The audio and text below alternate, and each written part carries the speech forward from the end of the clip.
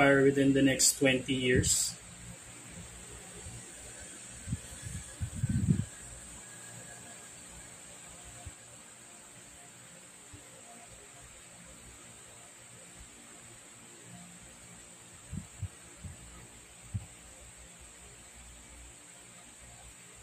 Again, a no. So we're looking at more than 20 years. Let's give it a higher number. Spirit is the polar ship gonna transpire within 50 years. 50 years.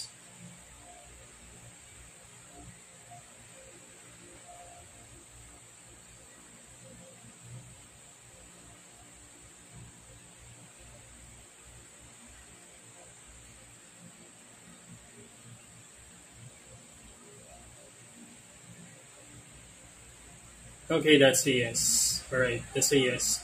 So within the next 50 years, in our lifetime, we're gonna experience a lot of these geographical changes and extreme weather patterns, and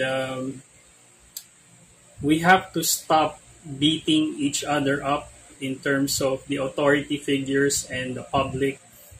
We need to really come together and figure out some preventive measures when these extreme weathers happens. Real preventive measures like let's say catastrophe handling measures. Okay, I don't know if that's a technical term for that. Or what they're using as a term for that. So we have to come prepared for massive typhoons, massive tsunamis, and massive earthquakes. Okay.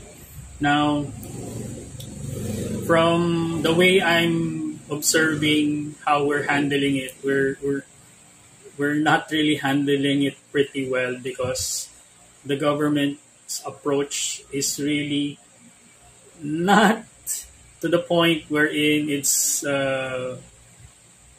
saving properties and lives, simply because what they think is happening is something that is like temporary, and that is the fault of the public or the people, the human beings. So the weather patterns and the calamities that we're experiencing, we have nothing to do with it. The people doesn't need to be punished. The people needs to be saved. Okay, so the government needs to change its approach in a manner wherein it's more of preparation for natural disasters rather than punishing the people for with taxes that are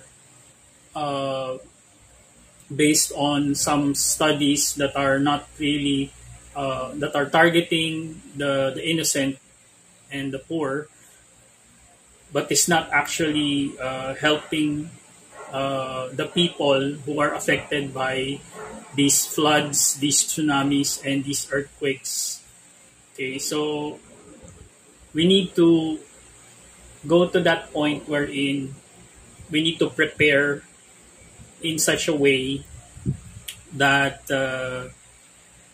people are not, let's say, we should have a study conducted on we already have, because like I said before in a previous video, the governments have all of the data, but they're not using it and not looking at it in a proper way.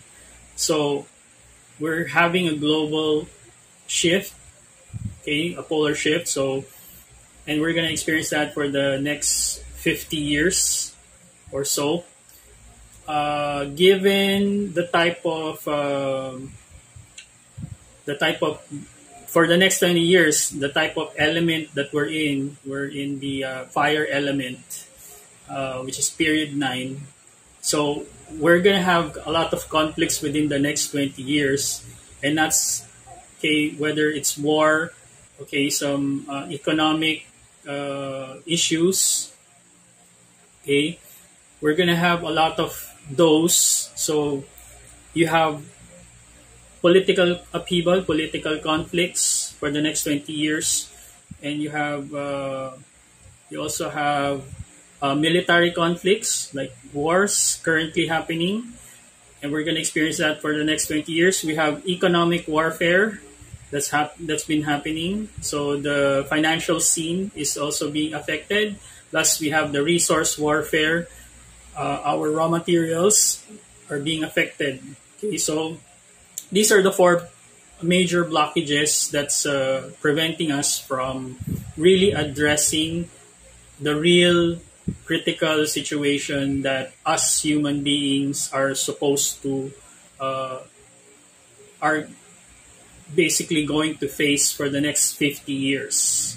So for the next 50 years, we got super typhoons, tsunamis, earthquakes, and all of that, and we have the like melting of the polar ice caps. Plus, you have okay, so animals will also be affected. So and crops. Okay, so farming will be affected. So we have to be ready and prepared. Now, for the type of the issue with regards to the rising sea levels because of the melting polar ice caps, plus the devastations of the typhoons that are happening, very few places will be safe. So, considering all that, we have to change our mindset wherein we have to set aside all of these for the next 20 years or so. We need political willpower to set aside the grievances in terms of political conflicts, warfare, economic warfare.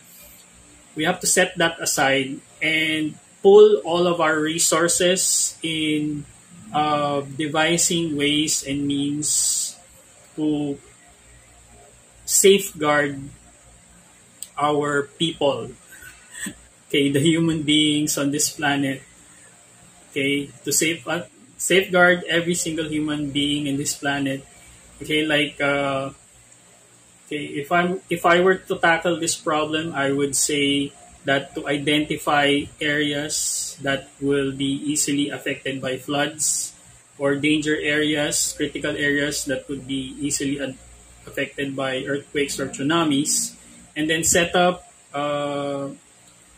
either evacuation centers or set up place or move people away from these danger zones as soon as we can in the next 20 years.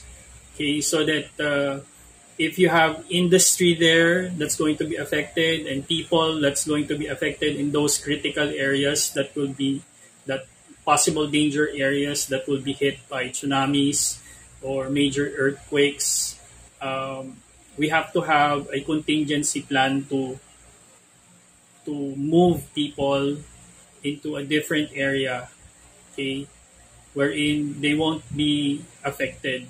Now, in the long term, okay, so this is